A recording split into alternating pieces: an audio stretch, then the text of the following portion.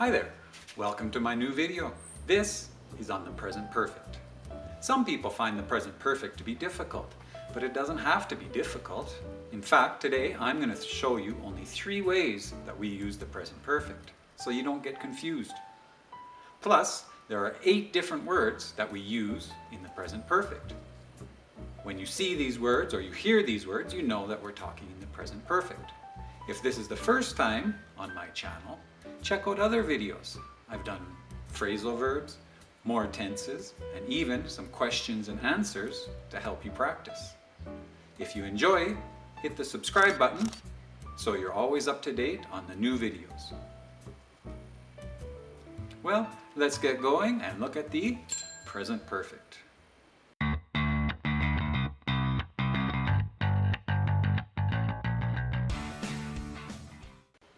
One way to think about the present perfect is to see if the action is finished or unfinished in the past. Some time markers that we use when it's finished in the past are yesterday, last week, last month, last year, in 1990. When we see one of these time markers, we use the simple past because it started in the past and finished in the past. An example in the simple past would be, I visited my grandma last week. It's finished in the past. I can't visit her again in the last week. So it's in the simple past.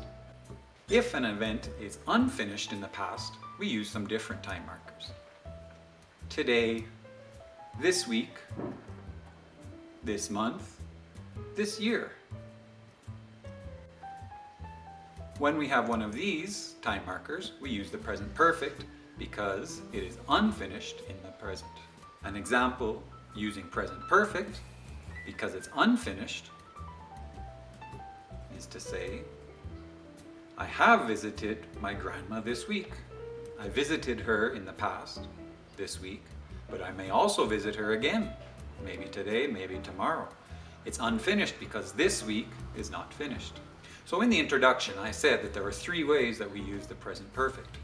All of them refer to being finished or unfinished in the past, but here's some other ways to think about the present perfect.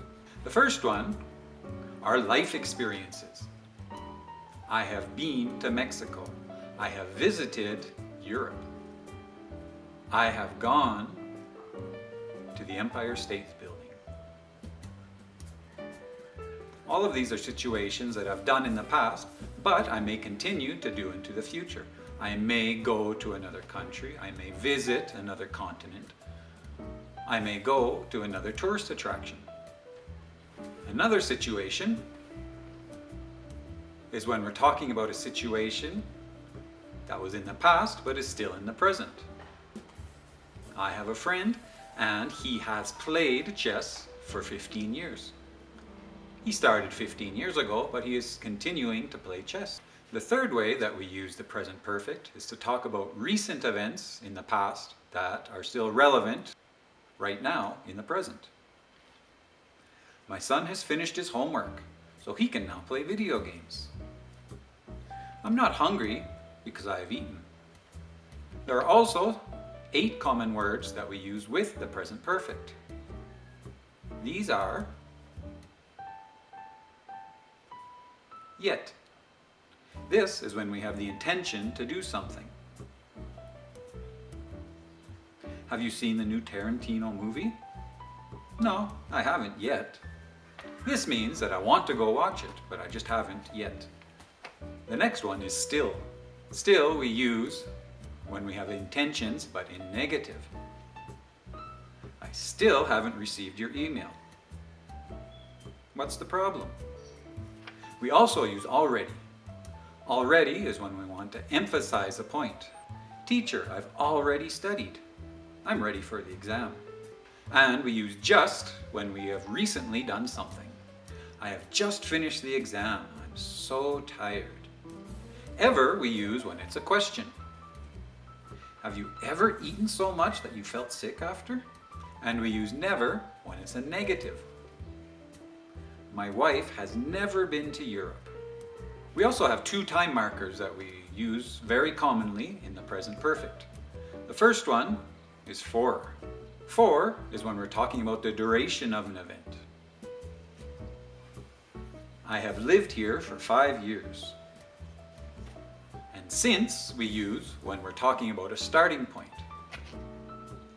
Bob has spoken Italian since he was a child. Let's look at the grammar. Everybody's favorite part. First, we have in positive. In positive, we say the subject plus have or has, depending. We say I have, you have, we have, they have.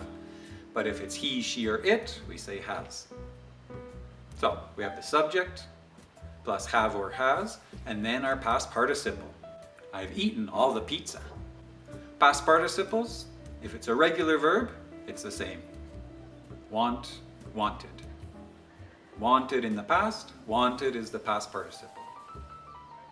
But if it's irregular verb, again, you get to memorize the irregular past participles. I'll give a list below of some common past participles to help you study. So in the negative, when we want to make a sentence in present perfect, we use the subject plus have or has plus not, and then our past participle. I haven't eaten any pizza yet. When we're making a yes/no question or an interrogative question, all we do is flip the subject and have or has. Has your mom left the house yet? And when we're making an information question, we put the question word and then have or has, then the subject, then the past participle. What have you done for homework? That wasn't so bad, was it? If you listen carefully for present perfect, and you read carefully, and you practice as often as you can dominate this. You can do this. Just keep trying. If you like this video, hit the like button and subscribe if you haven't already.